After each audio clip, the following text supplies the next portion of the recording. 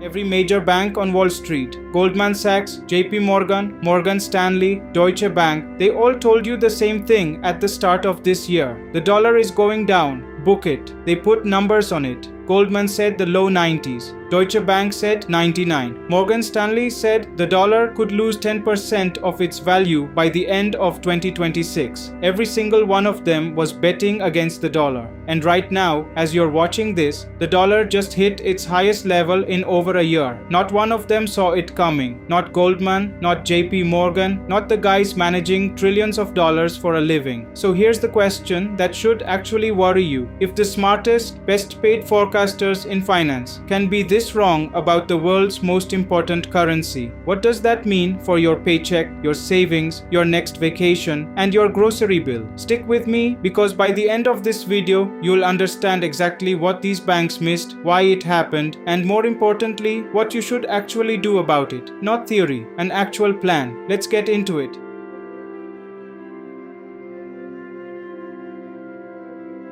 Let's rewind to the end of 2025 because the setup here matters. 2025 was brutal for the dollar. It had its worst year since 2017, down more than 9% against a basket of major currencies. Tariffs were shaking global trade, the Fed and the White House were openly clashing, and the US went through its longest government shutdown ever. Confidence in the dollar was shaken. So when banks sat down in late 2025 to write their 2026 outlooks, the story practically wrote itself. The Fed is going to keep cutting interest rates. US growth is slowing. The rest of the world is catching up. The dollar keeps falling. Goldman Sachs, JPMorgan, Morgan Stanley, ING, MUFG, Deutsche Bank, 6 of the biggest names in global finance, all lined up on the same side of the trade. That almost never happens. When Wall Street agrees this much, it usually means everyone is reading from the same script, and it's exactly when reality loves to embarrass them. And for the first few months of 2026, they looked right. The dollar index dropped to a 4-year low in January. Then something shifted. Inflation numbers came back hotter than expected. The Fed didn't just pause under its new chair, Kevin Walsh. It started signaling that rate hikes might actually be back on the table. By mid-June, the dollar had rallied hard, blowing past the 100 mark on the index, a level almost none of the big banks had priced in for this point in the year. The forecasts that were supposed to guide trillions of dollars in decisions, broken in 6 months.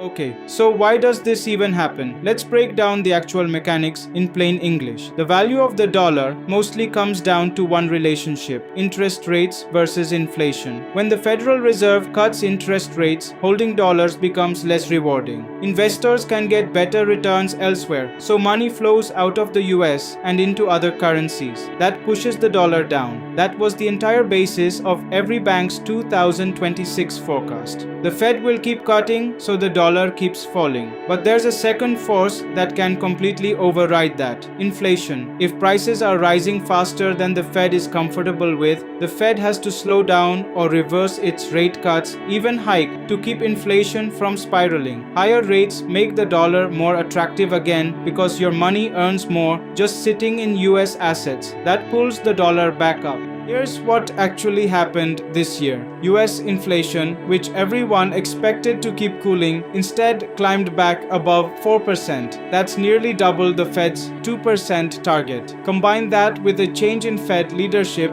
and a noticeably more hawkish tone, and the entire foundation under those dollar keeps falling forecasts collapsed. There's also a subtler piece most headlines skip. The dollar isn't just about the US, it's about the US relative to everyone else. The European Central Bank was raising rates too. The Bank of Japan was normalizing. When multiple central banks are moving at the same time, predicting which currency wins becomes a moving target, not a straight line. That's the honest truth about currency forecasting. It's not a science, it's a bet on which of several unpredictable things happens first. And this year, the bet that almost every bank made, Fed keeps cutting, inflation keeps cooling, lost. Now, before this turns into a big banks are clueless pylon, let's be fair because the full picture matters here. A few things worth noting. First, these banks aren't stupid. They're working with the same public data everyone else has, and they were reacting to a genuinely reasonable trend at the time. Inflation had been cooling for months before it reversed. Forecasting isn't fortune telling, it's probability. And low probability events like an inflation reflare colliding with a leadership change at the Fed happen more often in macro than people think. Second, not every bank was equally wrong. JPMorgan, for example, had already framed its 2026 dollar bearish call as less pronounced than 2025's decline, hedging its own conviction. Some banks quietly widened their forecast ranges as the year went on instead of doubling down. That's actually the responsible move, even if it doesn't make headlines. Third, and this is the important part for you, even now, the banks are still split. Some, like Morgan Stanley, are calling this dollar strength temporary, expecting a pullback later in the year. Others think the hawkish Fed stance sticks. Nobody actually knows. Anyone who tells you with total confidence what the dollar does in the next 6 months is selling you something, not informing you. So the real lesson isn't banks are wrong. Ignore them. It's this. Forecasts are informed guesses, not guarantees, and building your financial life around any single prediction is a mistake, no matter whose logo is on the report.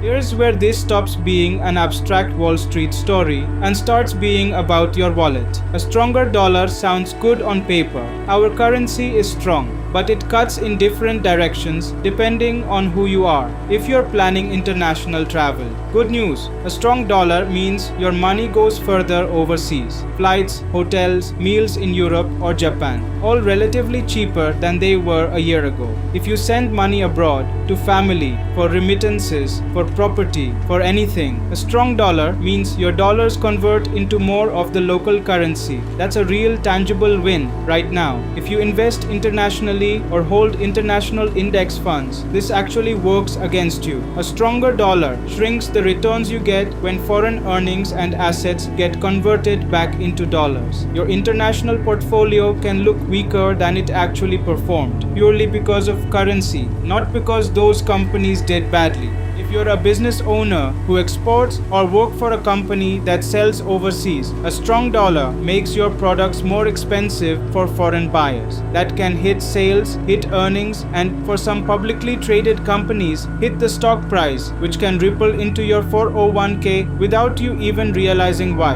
And here's the one that touches almost everyone. A Fed that's hiking or holding rates instead of cutting means borrowing stays expensive. Mortgage rates, auto loans, credit card APRs, none of that gets cheaper anytime soon if inflation stays sticky and the Fed stays defensive. If you are waiting for rates to drop before buying a home or refinancing, this year's surprise is a signal that the wait might be longer than the expert consensus told you back in January. That's the real cost of a wrong forecast. It's not just embarrassing for a bank analyst, it's people who timed a home purchase, a money transfer, or an investment move around a prediction that didn't hold up.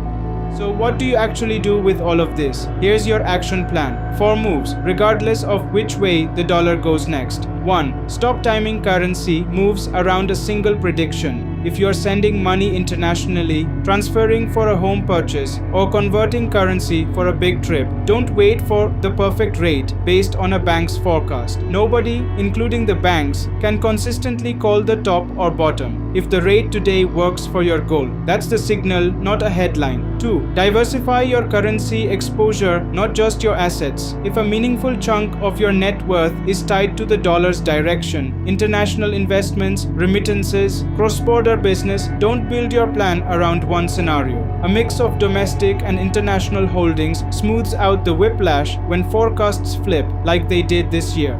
3. Recheck your borrowing plans against reality, not last January's forecast. If your plan to buy a house, refinance, or take on debt was built on rates will drop this year, this is your cue to revisit that assumption. Run your numbers at today's actual rates, not the rate forecasters promised 6 months ago. 4. Build a habit, not a hunch. The people who come out ahead in years like this aren't the ones who guessed right. They're the ones with a plan that survives being wrong. That means an emergency fund that isn't currency sensitive, a diversified portfolio that isn't over-indexed to one macro bet, and a habit of checking your assumptions against current data, not the consensus from 6 months ago. The takeaway isn't predict better, it's plan for being wrong. Because even the banks with the best data and biggest budgets get it wrong. You don't need to outforecast Goldman Sachs. You need a plan flexible enough that it doesn't matter if you do.